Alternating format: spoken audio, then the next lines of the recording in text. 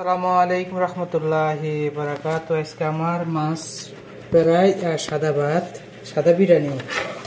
এই যে এটা হলো সাগরের একটা মাছ। এটা সৌদি আরব, আরব সাগরের না, এটা ইউরোপ দেশের থেকে আসে। এটার আরবিতে বলে সালাম। এই মাছটা 1 কেজি সৌদি আরবে 60 রিয়াল, 65 রিয়াল। যখন মৌসুম ঠান্ডার মৌসুম হয় তখন বেশি 55। আমি আনছিলাম 55 রিয়াল কইরা। এখন মৌসুম শেষ, আগামী সপ্তাহ থেকে আবার 60 রিয়াল, 65 রিয়াল কইরা নিবে এটার কেজি। মাছটা লাল। এটার আমি মশলা দিয়া মিক্স করে রাখছি আগে ভিজাইয়া। এখন আমি এটার ভিতরে হালকা তেল দিয়েছি, অলিভ অয়েল, জয়তুনের তেল। তখন এটারে পুরমের ভিতরে দিয়ে পড়বো, কারণ যদি বেশি তেলের ভিতরে দিই কারণ মজা থাকে না, তেলে সব চুইয়া নেওয়া জায়গা। আর এটা এই মাছটার ভিতরে অনেক প্রোটিন, কারণ ঘটনা হলে এটার ভিতরে বেশিরভাগ চর্বি। যখন এটা হালকা তেল দিব না, এটার ভিতরের থেকে আস্তে তেল এমনি বাইরে যাবে। আমাদের দেশে পাঙ্গাস মাছের মতন, কিন্তু এই মাছে কাটা কম, কিন্তু এটা অনেক পুষ্টিকর একটা খাদ্য মাছ। এটা শরীরের জন্য কোনো এফেক্ট করবে না।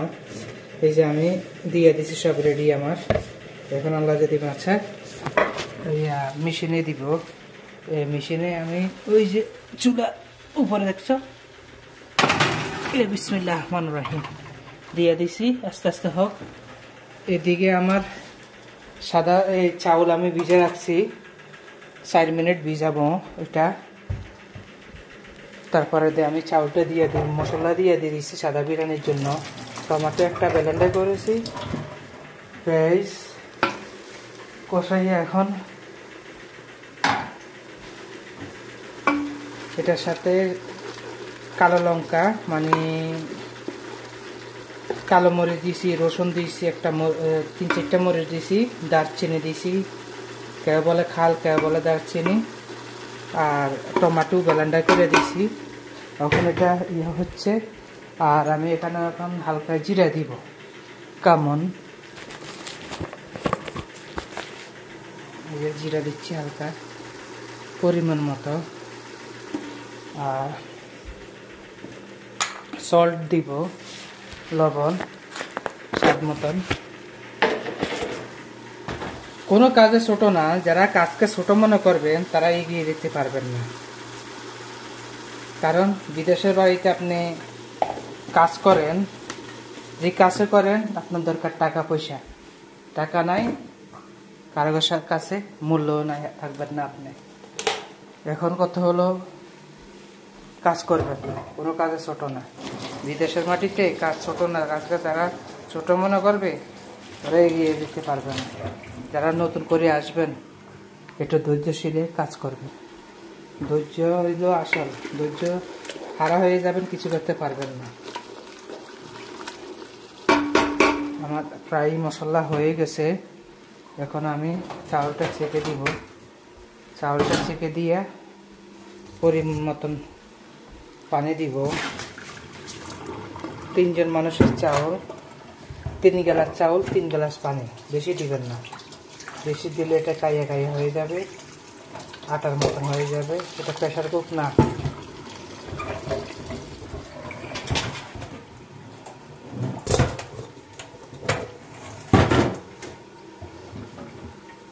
বিসমিল্লাহ রহমানির রহিম।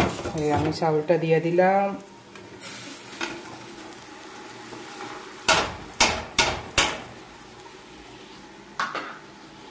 এদিকে আমি মেথি ভিজে রাখছি।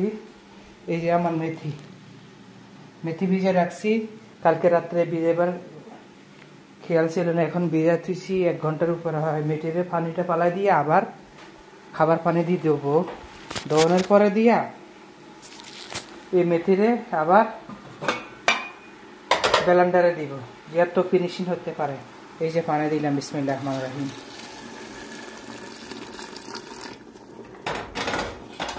বেশি পানি দেওয়া যাবে না, একদম মাখা মাখা পানি। টমেটো পেস্ট দেন একটু হালকা লালচি কালার আসছে, দেখো কতটুকু পানি দিলাম। এখন এটা আস্তে আস্তে দম দিয়ে দিব।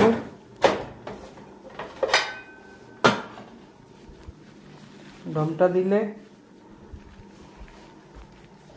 এই যে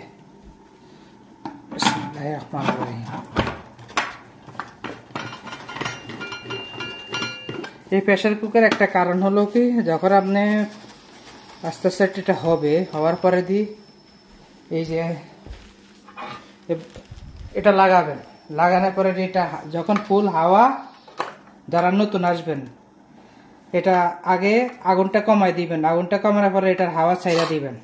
হাওয়া যদি ছাইরা দেন, এইভাবে হাওয়াটা সব বাইর হলে তারপরে ঢাকনা খুলবেন। ঢাকনা যদি হাওয়া না ছাইরা যদি এইভাবে ঢাকনা খুলতে যান, বাস্ট হয়ে আপনি অ্যাক্সিডেন্ট হবেন, অ্যাক্সিডেন্ট হয়ে মারা যেতে পারেন। অঙ্গ প্রত্যঙ্গ এটা একটা বোমের মতন, যখন হাওয়াটা দিতে পারবেন বোমের মতন পুইটটা আপনার পুরো শরীরটা শেষ হয়ে যাবে। এটা গ্যাস জমা, যখন এই স্পিরিট বাড়বো গ্যাস জমা, এই জিনিসটা এটা এভাবে শুধু বাড়িয়ে শুধু পিস পিস পিস করিয়ে শুধু আওয়াজ হইব। তো আর কি, ভালো থাকেন, আল্লাহ হাফেজ। এখন আমি এই মেথি আছেন, এই যে মেথি, কালকে এই মেথি অনেক গুণাগুণ, এটা বলে শেষ করা যাবে না, বলে শেষ করা যাবে না। কারণ এই মেথি যাদের হাড় ক্ষয়ক্ষতি হয়, গ্যাস্ট্রিকের সমস্যা, এই খাবারের পানি একটু ভিজে তুইলাম, পরবর্তীতে পানি সহ আমি ব্লেন্ডারে দিয়ে দিতে মেথির জন্য। এই যে হালকা টমেটো, একটু মরিচ আর রসুন এটার সাথে দিব। এটা সাদা ভাতের সাথে খাওয়া যায় এবং রুটির সাথে খাওয়া যায়, এই আর এই অবস্থা। এখন সালাদ কাটবো আমি। তো আর কি, ভালো থাকেন, আল্লাহ হাফেজ, সালামু আলাইকুম রহমতুল্লাহি বারাকাতুহু।